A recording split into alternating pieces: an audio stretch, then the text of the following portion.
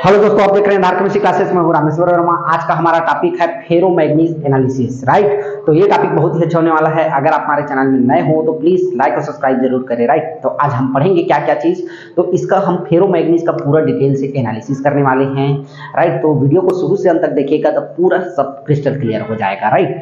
तो आज का हमारा सबसे पहला टॉपिक का हम बात करते हैं तो इसका हो जाएगा रिक्वायरमेंट। अगर कोई भी आप एनालिसिस कर रहे हो तो उसके लिए क्या हो जाएगा, आपको रिक्वायरमेंट बहुत कंपलसरी हो जाता है, राइट। तो इसका रिक्वायरमेंट हम देखते हैं तो बहुत सारा इसका रिक्वायरमेंट, जैसे केमिकल है, ऑपरेटर्स है। तो सबसे पहला रिक्वायरमेंट हमारा क्या हो जाएगा, हो सिंपल, ठीक। अभी सिंपल कहां से आया, थोड़ा सा इसके बारे में हम बताएंगे। पहले रिक्वायरमेंट सब बता देते हैं, राइट।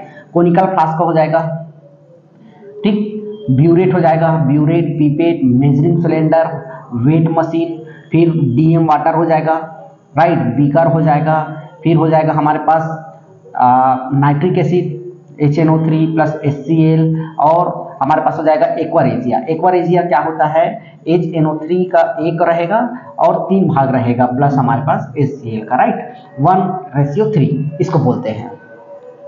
ये हो गया। अब उसके बाद हमको और क्या लगने वाला है, जिंक ऑक्साइड। याद रखिएगा, जिंक ऑक्साइड का पाउडर लगने वाला है और KMnO4 लगने वाला है। तो इतना सब हमारे पास क्या हो जाएगा, रिक्वायरमेंट हो जाएगा। याद रखिएगा, सब ये क्या हो जाएगा, हमारे पास रिक्वायरमेंट हो जाएगा। अब ये सिंपल का देखते हैं तो सिंपल क्या होता है, जनरली केमिस्ट लोग थोड़ा सा सिंपल को उनको प्रिपेयर मिलता है, लेकिन सिंपल आता कहाँ से ये भी उनको मालूम होना चाहिए। क्योंकि आप अगर कहीं भी एनालिसिस कर रहे हो, अगर हो सकता है आपको फील्ड में जाना पड़े सिंपल लाने के लिए, तो उसके लिए हमारे पास कुछ कुछ टर्मिनोलॉजी होता है। उस टर्मिनोलॉजी को आपको समझना बहुत जरूरी होता है। तो जैसे कुछ टर्मिनोलॉजी होता है उसको बता रहे हैं। अगर आप फील्ड में गए हो, फील्ड में से सिंपल लाने के लिए आप गए हो, तो उसके लिए सबसे पहला हमारा एक टर्मिनोलॉजी आता है लॉट। एक हमारे पास आता है लॉट, सब लॉट, ठीक। उसके बाद होता है इंक्रीमेंट, और उसके बाद होता है ग्रास सैंपल, ग्रास सैंपल, फिर लेबोरेटरी सैंपल, ठीक। फाइनली हम क्या लेने जा रहे हैं, लेबोरेटरी सैंपल लेने जा रहे हैं। लेकिन हम डायरेक्ट लेबोरेटरी सैंपल नहीं ले सकते हैं, उसका अपना एक क्या होता है, सीक्वेंस होता है। हर सीक्वेंस से हमको क्या करना होता है, पार करना होता है, फिर जाके हमारे पास ये लेबोरेटरी सैंपल तक हम पहुंचते हैं। अब अपने आप में ये लॉट क्या, मैं समझाता हूँ। लॉट मतलब क्या होता है, एक पूरा ग्रुप होता है। अब ग्रुप बोले तो क्या हो जाएगा, हमारे पास एक इसको समझने के लिए ट्रेन होता है। ट्रेन में कितना बोगी होता है, मान लो 60 बोगी होता है, जो मालगाड़ी होता है। वो पूरा 60 को एक साथ हम क्या बोलते हैं, लाट बोलते हैं, राइट। अब उसको हम छोटा छोटा टुकड़ा में डिवाइड कर देते हैं, मतलब 2 बोगी इधर कर देते हैं, 2 बोगी उधर कर देते हैं, तो वो कितना हो जाएगा, सब लाट हो जाएगा, राइट। ये एक केमिस्ट को आना चाहिए। लाट किसको बोलते हैं, सब लाट किसको बोलते हैं, सैंपल कैसे लेना है, ये सब आपको पता होना चाहिए, राइट। तो ये हमारे पास लाट हो गया। लाट मान लो कितने का हो गया, 60 का हो गया, ठीक। 60 वेगन का पूरा 1 लाट हो गया। अब मान लो ये क्या हो जाएगा, 10-10 का हमारे पास सब लाट हो गया। मतलब टुकड़ा टुकड़ा में हम उसको क्या कर दिए, डिवाइड कर दिए, और हर एक टुकड़ा से हमको क्या करना है, सिंपल लेना है। अब ये 10 हमारे पास वेगन है, जरूरी नहीं कि 10 से लेना है, केवल 1 से लेना है हमको, लेकिन हमारे पास ऑप्शन है 10 वेगन। उस 10 वेगन से हमको क्या करना है, एक सिंपल लेना होता है, राइट। अब उसके बाद होता है इंक्रीमेंट। इंक्रीमेंट में क्या होता है, अलग अलग जो सिंपल लेते हैं उसको इंक्रीमेंट बोलते हैं। जैसे कन्वेयर बेल्ट में है तो टाइम टू टाइम सिंपल लेना है आपको। अगर आप क्या कर रहे हो, रेक से ले रहे हो, तो रेक से आपको क्या करना होगा, जाके इंक्रीमेंट लेना है। मतलब वहां हर एक वेगन से, मतलब एक जो सबलाट है ना, उस सबलाट में 1 से लेकर 10 तक उससे सिंपल लेते हैं, उसको हम क्या बोलते हैं, इंक्रीमेंट बोलते हैं, राइट। अब सिंपल भी आपको साफ सुथरा एकदम न्यू पॉलीथीन या न्यू कैरी बैग से लेना है, मतलब उसमें कोई भी पार्टिकल जो प्रीवियस सिंपल का नहीं होना चाहिए, राइट। हर एक सिंपल के लिए अपना हर एक नया इक्विपमेंट आपको यूज करना है सिंपल के लिए, राइट। फिर उसके बाद आता है ग्रॉस सैंपल। अब मान लो हमारे पास कितना है, यहाँ पे हम 10-10 का लाट बना लिए, 6 लाट बना लिए, तो 6 सैंपल लिए हैं। अब 6 सैंपल को हम एक साथ एक जगह मर्ज करते हैं, तो वही हमारे पास क्या हो जाएगा, ग्रास सैंपल होगा। अब ग्रास सैंपल को हम क्या करते हैं, कोनिंग क्वाड्रेंट करते हैं, अलग अलग साइज में रिड्यूस करते हैं। रिड्यूस करने के बाद हम क्या करते हैं, उसको लेबोरेटरी सैंपल के लिए तैयार करते हैं। तो एक जनरल जो केमिस्ट के जो फील्ड में होता है, जो हमारे पास लेब में सैंपल आ जाता है, वो किस मेथड से आता है या किस स्टेप से होकर होकर आता है ये पता होना चाहिए। तो सबसे पहले लाट होता है, सब लाट होता है, इंक्रीमेंट होता है, ग्रास सैंपल होता है, प्रिपरेशन होता है, फिर जाके हमको लेबोरेटरी सैंपल मिलता है। तो इतना प्रोसीजर से हो के हमको ये सैंपल मिला है, जो कि हम क्या कर रहे हैं, वेरी इजीली हम यहाँ पे यूज कर पा रहे हैं, राइट। तो आज हम फेरोमैग्नीज का एनालिसिस कर रहे हैं। फेरोमैग्नीज का हमारे पास क्या हो जाएगा, ये सैंपल हमको मिल गया, राइट। अब जब सैंपल मिल गया तो हम क्या करते हैं, इसका एनालिसिस करते हैं। तो हमारे पास ये क्या हो जाएगा, पूरा रिक्वायरमेंट हो गया, ऑपरेटर्स हो गया। अब इसका रूल की बात करते हैं तो IS 1427 के अकॉर्डिंग हम क्या करते हैं, इसका पूरा एनालिसिस करते हैं। ठीक, याद रखिएगा रूल क्या हो जाएगा, IS 1427। हम हर एक एनालिसिस, हर एक टेस्ट में आपको बताते हैं कि हम किस रूल के अकॉर्डिंग काम कर रहे हैं, हम किस रूल को अप्लाई करते हुए अपना एनालिसिस बता रहे हैं। तो आज का हमारा क्या हो जाएगा, 1427, राइट। इसको आपको याद रखना है। अब हम टेस्ट एनालिसिस स्टार्ट करते हैं, राइट। तो इसको हम सबसे पहले क्या करते हैं, फेरोमैग्नीज का हम सैंपल लेते हैं। अब उसका हम कितना लेते हैं, तो सबसे पहले आपको 0.5 ग्राम क्या करना है, वेट लेना है, राइट। 0.5 ग्राम हम क्या करते हैं, फेरोमैग्नीज का हम क्या करते हैं, सैंपल लेते हैं। सैंपल को क्या करते हैं, वेट मशीन के थ्रू इसको वेट करते हैं। फिर क्या करते हैं, इसको एक बीकर में, याद रखिएगा हमारे पास एक बीकर है, इस बीकर में आपको क्या करना है, इस सैंपल को डालना है, राइट। 0.5 ग्राम आपको सैंपल तोड़ना है। सैंपल तोड़ने पर क्या करना है, इसमें डाल देना है। डालने पर क्या करते हैं, इसमें हम एक्वा रेजिया, याद रखिएगा एक्वा रेजिया नाइट्रिक एसिड का 1 भाग प्लस HCl का कितना भाग लेते हैं, 3 भाग, तो 1:3। इसको आपको याद रखना है। इसका हमको क्या करना है, 40 ml, ठीक। इसका हम क्या करते हैं, 40 ml, इसका हम 40 ml लेते हैं और इसमें क्या कर देते हैं, फिर से डाल देते हैं। तो अब इस सैंपल में हमारे पास क्या क्या हो गया, सैंपल हो गया और उसके बाद एक्वा रेजिया होगा। एक्वा रेजिया किसको बोलते हैं, तो इसमें 1 भाग नाइट्रिक एसिड का रहेगा, 3 भाग HCl का रहेगा। उसका 40 ml लेते हैं और डाल देते हैं। अब इसको क्या करते हैं, हाथ प्लेट में, याद रखिएगा इस सैंपल को हम क्या करते हैं, हाथ प्लेट में लगभग 70 से 80 डिग्री सेल्सियस में हम क्या करते हैं, इसको लगभग 30 से 40 मिनट, याद रखिएगा 30 से 40 मिनट तक हम क्या करते हैं, इसको गर्म करते हैं। गर्म करने के बाद क्या करते हैं, ये बैक होगा, मतलब ये पूरा गढ़ाएगा या पूरा वो क्या हो जाएगा, उठ जाएगा चलते फिरती भाषा में, ठीक है। इसको बैक करना है। तो लगभग 30 से 40 मिनट में क्या हो जाता है, पूरा बैक हो जाता है। मान लो यहाँ तक रहा होगा, ये पूरा धीरे धीरे क्या हो जाता है, पूरा बैक हो जाता है, राइट। अब बैक होने के बाद क्या हो जाता है, ये पूरा हल्का सा एकदम व्हाइट, एकदम चमकीला दिखने लगता है, क्योंकि उसमें कुछ है नहीं, केवल सॉलिड पार्टिकल बन गया, लिक्विड पार्टिकल क्या हो गया, पूरा बैक हो गया, राइट। इसको याद रखना है। फिर इसको हम क्या करते हैं, बाहर निकालते हैं। बाहर निकाल के इसको क्या करते हैं, कूल करते हैं, ठंडा करते हैं। ठंडा कर लिए, ठंडा करने के बाद क्या करते हैं, 1:1 रेशियो का HCl 50 ml क्या करते हैं, इसमें डालते हैं, ठीक। ठंडा किए, ठंडा करने के बाद क्या करते हैं, 1:1 रेशियो का, उसमें हम 50 ml क्या डालते हैं, HCl डालते हैं, राइट। HCl डालते हैं ताकि वो क्या हो जाए, उस सैंपल को डिजॉल्व कर ले। अब ये ऐसे तो डिजॉल्व नहीं होगा, इसको फिर से हम क्या करते हैं, हाथ प्लेट में रखते हैं। हाथ प्लेट में रख के क्या करते हैं, डिजॉल्व करते हैं। लगभग 10 मिनट में क्या हो जाता है, ये डिजॉल्व हो जाता है, राइट। अब डिजॉल्व हो जाता है। अब इसको क्या करना है, गर्म हालत में ही, याद रखिएगा गर्म में ही इसको क्या करना है, इसको फिल्टर करना है, याद रखिएगा गर्म हालत में ही इसको क्या करना है, आपको फिल्टर करना है। तो फिल्टर किसमें करना है, आपको याद रखिएगा वॉल्यूमेट्रिक फ्लास्क में आप फिल्टर करोगे बहुत अच्छा है।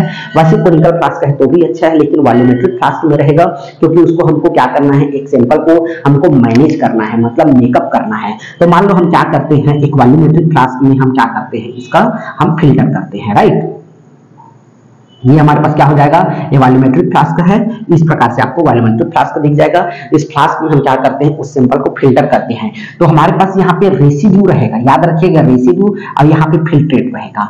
तो हमको इस एनालिसिस के लिए याद रखिएगा, हमको फिल्ट्रेट पार्ट ही चाहिए, हमको रेसिड्यू से कोई मतलब नहीं है, उसको हम फेंक देंगे। अब हम क्या करते हैं, गर्म हालत में ही इसको क्या करते हैं, फिल्टर करते हैं। फिल्टर करने के बाद क्या करते हैं, ये गर्म है।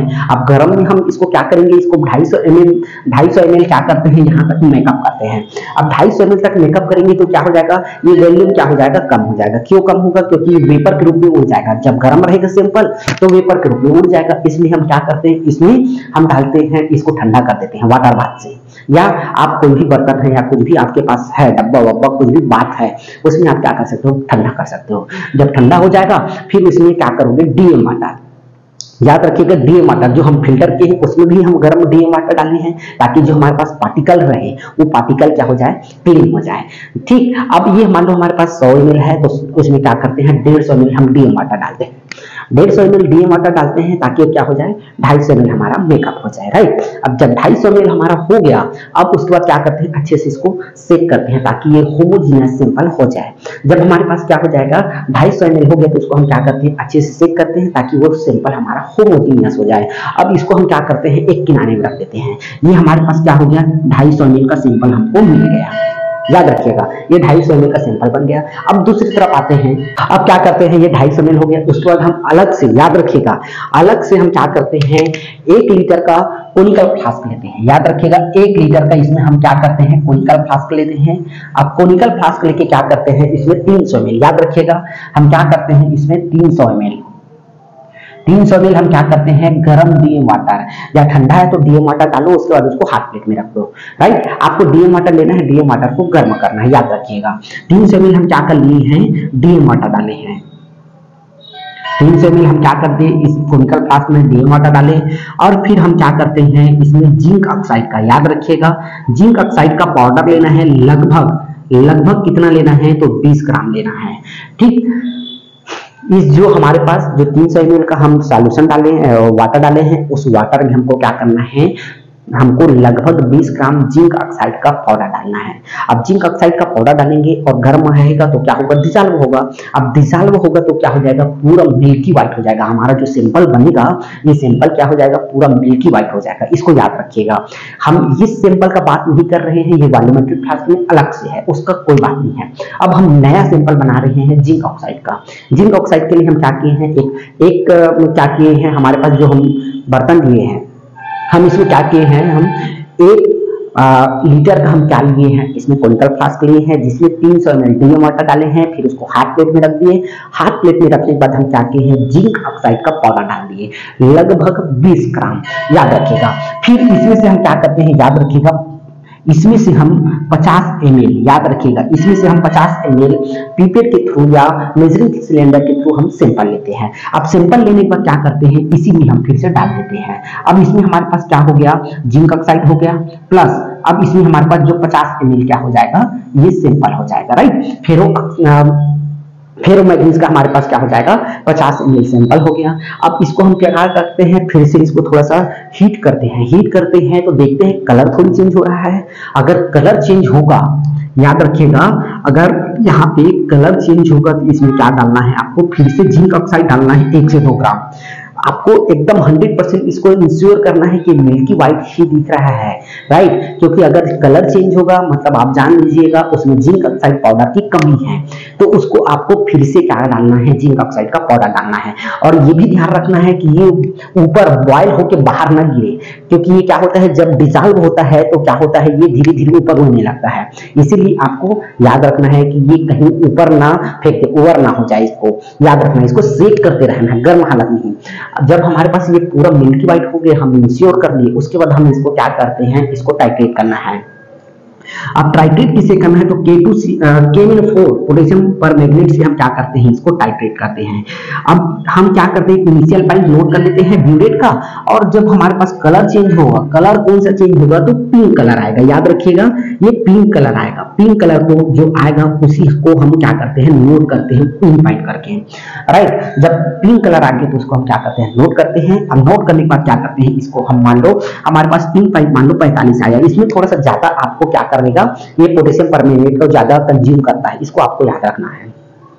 अब इसका बहुत सुंदर सा कैलकुलेशन देखते हैं, तो कैलकुलेशन देखो, ब्यूरेट रीडिंग रहेगा इंटू 1.66, इसमें हमारे पास अगर फैक्टर 0.99 का है तो ये देख लेते हैं। अब ब्यूरेट रीडिंग हमारे पास 45 है, इंटू 1.66 इंटू 0.99, अगर मैं सबको कैलकुलेट करता हूं तो हमारे पास जो वैल्यू आता है 82% आता है, 82 इंटू 46%, ठीक। सिलिका क्या है, फेरोमैग्नीज का, इसको आपको याद रखना है। फेरोमैग्नीज का जो हमारे पास सिलिका फेरोमैग्नीज को जो एनालिसिस किए हैं, ये सैंपल का वैल्यू आता है 82.46%, राइट। तो ये पूरा प्रोसीजर हमारा क्या हो जाएगा, फेरोमैग्नीज एनालिसिस। मैं एक बार क्विक रिवीजन करा देता हूं ताकि आपको क्रिस्टल क्लियर हो जाएगा, राइट। पहले हमने क्या किया है, 0.5 ग्राम हम सैंपल लिए हैं, राइट। 0.5 ग्राम सैंपल को हम क्या किए हैं, एक बीकर में लिए हैं। अब बीकर में लेने के बाद क्या करते हैं, उसमें एक्वा रिजिया डालते हैं। एक्वा रिजिया का फार्मूला क्या होता है, नाइट्रिक एसिड HCl। HCl का 3 पार्ट रहेगा और नाइट्रिक एसिड का 1 पार्ट रहेगा। दोनों को मिक्स करके हम 40 ml, जो एक्वा रिजिया, दोनों को मिक्सिंग को ही हम एक्वा रिजिया बोलते हैं, उसका 40 ml हम क्या करते हैं, मेजरिंग सिलेंडर से नापते हैं। नापने के बाद क्या कर देते हैं, बीकर में डाल देते हैं। डालने के बाद क्या करते हैं, उसको गर्म करते हैं फिल्टर हार्ट प्लेट से, राइट। हार्ट प्लेट का टेम्परेचर लगभग 70 से 80 डिग्री होना चाहिए। अब उसको हम 40 से 45 मिनट तक के हम क्या करते हैं, देखते हैं कि वो पूरा क्या हो जाता है, बैठ हो जाता है। उससे भी ज्यादा टाइम लग सकता है, आपके ऑपरेटर्स के ऊपर डिपेंड करता है कि ऑपरेटर्स कितना अच्छा से वर्क कर रहा है। ये आपको अनुमानित है, क्योंकि आप प्रैक्टिकल करोगे तो आपको पता रहेगा कि कितना टाइम लग रहा है। हम अपने हिसाब से देख रहे हैं तो हमको इतना टाइम लग रहा है, तो वो टाइम हम आपको बता रहे हैं, राइट। तो पूरा सैंपल जब बेक हो जाता है तो एकदम वो क्या है, चमकदार हो जाता है, क्योंकि उसमें कोई भी प्रकार का पानी तो नहीं है या सॉल्यूशन तो नहीं है, केवल और केवल सॉलिड पार्टिकल बचा है, राइट। अब इसको हम बाहर निकालते हैं, ठंडा करते हैं। ठंडा करने के बाद हम 1:1 रेशियो का हम क्या डालते हैं, उसमें 50 ml HCl डालते हैं, राइट। 50 ml का HCl डालते हैं और फिर हम क्या करते हैं, इसको डिजॉल्व करवाते हैं। अब डिजॉल्व ऐसी तो होगा नहीं, इसको इसलिए हम क्या करते हैं, उसको हम हाथ प्लेट में डिजॉल्व करवाते हैं। लगभग 10 मिनट में क्या हो जाता है, डिजॉल्व हो जाता है। अब जब डिजॉल्व होता है, ये डिजॉल्व सैंपल होता है, उसका कलर इस टाइम क्या रहता है, येलो कलर हो जाता है। जब सैंपल डिजॉल्व होता है इस टाइम सैंपल का कलर क्या हो जाता है, येलो हो जाता है। इस येलो सैंपल को हम क्या करते हैं, गर्म हालत में ही फिल्टर करना है। याद रखिएगा, गर्म हालत में ही आपको फिल्टर करना है। किसमें, तो वॉल्यूमेट्रिक फ्लास्क में करोगे तो और बहुत अच्छा है। आपको जो चीज है उसमें करो, लेकिन वॉल्यूमेट्रिक फ्लास्क में करते हो तो बहुत अच्छा रहेगा। तो हम वॉल्यूमेट्रिक फ्लास्क में क्या करते हैं, इसको फिल्टर करते हैं। अब जो बचा हुआ रेसिड्यू है उस बीकर में, उसको हम क्या करते हैं, डीएम वाटर लेते हैं। डीएम वाटर से हम क्या करते हैं, आपस में और फिर बढ़िया से क्लीन करते हैं। क्लीन करने के बाद इसमें हम डाल देते हैं। अब गर्म डीएम वाटर से ही आपको क्या करना है, धोना है, ताकि वो क्या है, जो पार्टिकल है वो आराम से इसमें आ जाए। जब पूरा फिल्टर हो गया, फिल्टर होने के बाद हम देखते हैं वॉल्यूमेट्रिक फ्लास्क में हमारा सॉल्वेंट है, इसको कोई बात नहीं, हम ठंडा कर देते हैं। अब इसमें तुरंत हमको 250 ml मेकअप नहीं करना है। अगर तुरंत मेकअप करते हैं तो क्या हो जाएगा, वेपर के रूप में उड़ जाएगा। इसलिए हमको क्या करना है, थोड़ा सा वेट करना है। वेट करने के बाद ठंडा हो जाएगा, फिर आप 250 ml मेकअप कर लीजिएगा। जब 250 ml हो गया तो फिर आप क्या करना है, होमोजीनियस बनाना है, ताकि सैंपल पूरा होमोजीनियस हो जाए। जब होमोजीनियस हो गया तब आप उसको किनारे रख दीजिए। फिर नेक्स्ट आप क्या करोगे, आप कोनिकल फ्लास्क में एक ग्राम या 1 लीटर का कोनिकल फ्लास्क उठाना है आपको। उसमें 300 ml का आपको डीएम वाटर डालना है गरम, और उसमें फिर जिंक ऑक्साइड का पाउडर लेना है आपको, लगभग 20 ग्राम, राइट। 20 ग्राम डाल दिए तो पूरा एकदम मिल्की व्हाइट बढ़िया सा दिखने लगता है। और उसमें हम 50 ml जो हम वॉल्यूमेट्रिक फ्लास्क में रखे हैं उसका सैंपल लेते हैं। सैंपल लेने के बाद इसमें डालते हैं तो थोड़ा सा देखते हैं, कभी कभी कलर चेंज हो जाता है। कलर चेंज होने का मतलब क्या है, उसमें आप जिंक ऑक्साइड का पाउडर का मात्रा कम डाले हो। इस कंडीशन में आपको 1-2 ग्राम पाउडर और डालना है, ताकि आप इंश्योर कर पाओ कि वो सैंपल मिल्की व्हाइट कलर ही दिख रहा है। जब मिल्की व्हाइट कलर इंश्योर हो गया, आप गर्म हालत में ही आप क्या करोगे, उसको आप टाइट्रेट करोगे ड्रॉप बाय ड्रॉप। किससे, तो पोटेशियम परमैंगनेट से।